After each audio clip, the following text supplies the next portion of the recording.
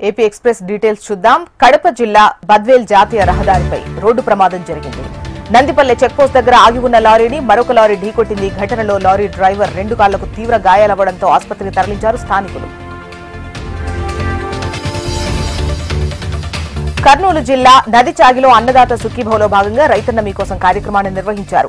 Mantralayam Telugu Desam party incharge Raghavendra Reddy కార్యక్రమంలో పాల్గొని అన్నదాత సుఖీభవ లబ్ధిదారులతో మాట్లాడారు. నియోజకవర్గంలో ఏమైనా సమస్యలుంటే సీఎం దృష్టికి తీసుకువెళ్లి పరిష్కరిస్తానని పార్టీ ఇన్ఛార్జ్ రాఘవేంద్ర హామీ ఇచ్చారు. అనంతపురం జిల్లాలో రైతులు తీవ్ర ఇబ్బందులకు గురవుతున్నారంటూ కలెక్టర్ ఆనంద్కు వినతిపత్రం అందజేశారు వైసీపీ నేతలు. జిల్లాలోని రైతులు తీవ్ర సంక్షోభంలోకి వెళుతున్నారని వైసీపీ జిల్లా అధ్యక్షుడు అనంత వెంకట్రామరెడ్డి ఆందోళన వ్యక్తం చేశారు.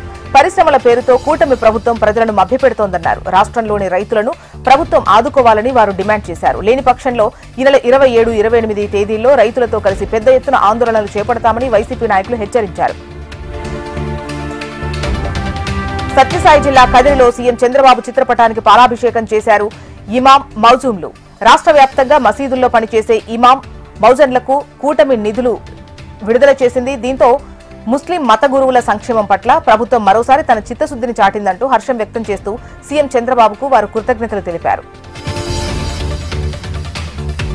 ప్రపంచంలోనే అతిపెద్ద సంఖ్య గల పార్టీ బీజేపీ అని వైద్యారోగ్య శాఖ మంత్రి సత్యకుమార్ అన్నారు. నెల్లూరు జిల్లా సర్వేపల్లి నియోజకవర్గంలో బీజేపీ ఏపీ మండల అధ్యక్షుల శిక్షణ కార్యక్రమంలో ఆయన పాల్గొన్నారు. ఏపీలో కూటమి ధర్మాన్ని పాటిస్తూ సంస్థాగతంగా భౌగోళికంగా పార్టీని విస్తరించాలన్నారు. కూటమి ప్రభుత్వం 15 సంవత్సరాల నుంచి 20 సంవత్సరాలు ఉండాలని ప్రతి కార్యకర్త ఆకాంక్షిస్తున్నట్లు మంత్రి వెల్లడించారు. కోనసీమ జిల్లా రామచంద్రాపురంలో వైసీపీకి భారీ షాక్ తగిలింది. కె గంగవరం మండలంలో వైసీపీకి చెందిన పలువురు సర్పంచ్లు, ఎంపీటీసీలు వైసీపీ పార్టీకి రాజీనామా చేశారు. కష్టపడి పనిచేసే కార్యకర్తలను నియోజకవర్గ ఇన్ఛార్జ్ సూర్యప్రకాష్ గుర్తించడం లేదని వారు ఆవేదన వ్యక్తం చేశారు. ఈ కారణంగానే తాము పార్టీకి రాజీనామా చేసినట్లు వివరించారు. తదుపరి కార్యాచరణ త్వరలో ప్రకటిస్తామన్నారు.